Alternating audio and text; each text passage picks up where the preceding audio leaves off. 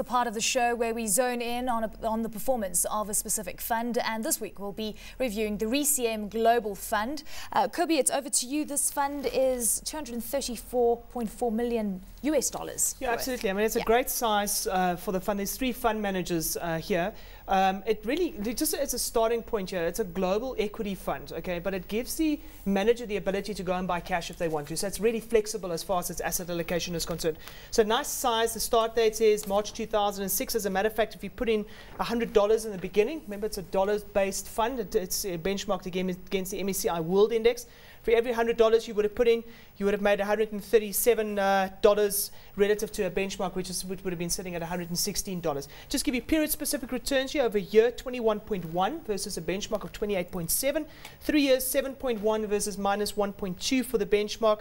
And over 5 years, and this is now all per annum numbers, obviously, 6.3% per annum relative to a benchmark of 3.2%. Let's maybe look at the fund a little bit closer. Remember, this is, again, the rolling 12-month returns that we look at for the fund relative to its benchmark, which in this case, as I've mentioned before, is the MSCI index. The MSCI index, you can see over there, relative to the rolling 12-month returns, relative to the benchmark, or minus the benchmark, which you can see in the shaded areas over here. Now, we spoke a little bit earlier around late-stage cycles in the market, and this really is evident in this portion over here. And you can see that the manager really underperforms on the MSCI.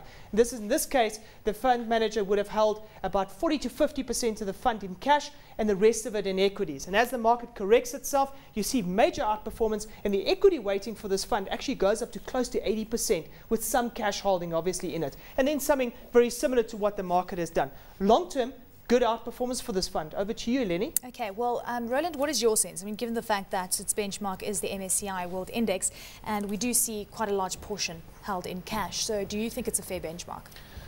Well, one will have to look at that over the very long run. But if the fund has a structural allocation to cash of, let's say, on average 20% in up and down cycles, then one probably should have a 80% MSCI and 20% cash benchmark. You should always try and have something that the fund on average is exposed to.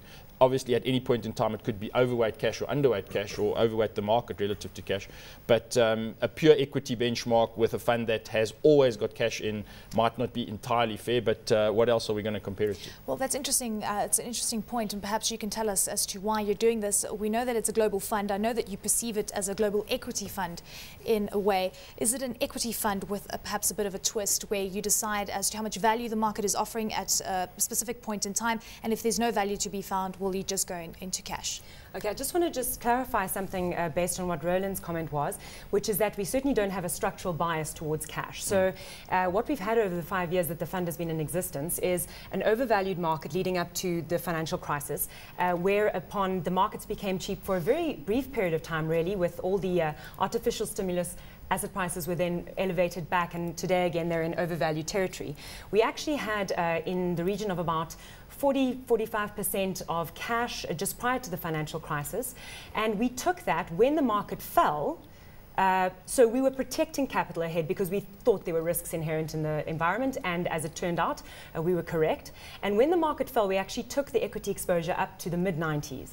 So when opportunities exist, yes, then absolutely we will take the opportunity to allocate capital. More recently, we're once again in an overvalued market, and as a result, we're just simply not finding enough undervalued opportunities to allocate 100%, or in the mid-90s, practically speaking, for a fund to equities. Okay, so Linda, I mean, looking at some of your top 10 holdings at this point, and something we've actually spoken about before, Titan Cement. It's a Greek company. We keep talking about a possible default in Greece. We know that you're across various geographies at this point. Johnson & Johnson seems to be your favorite at this point in time. BP, we know it's come under a lot of pressure. And you also have a bit of exposure to Japan as well. So would you say that you've diversified your risk relative to the geographical spread? Well, as it turns out, our risk is diversified from that perspective, but that isn't something we actively consider. What we simply do is seek to find high-quality companies which happen to be fundamentally undervalued.